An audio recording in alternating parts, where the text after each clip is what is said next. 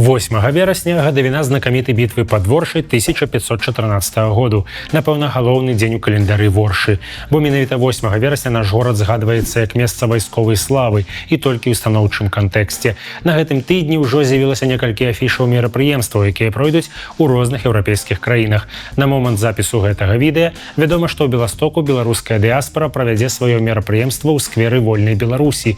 Рыхтуюцца мерапрыемствы і ў Вільні. Літоўская дзяржава правядзе традыцыйнае шэсце ў гонар пераможцаў, якое адбудзецца 8 числа днём і пройдзе ад вострай брамы да кафедральнай плошчы.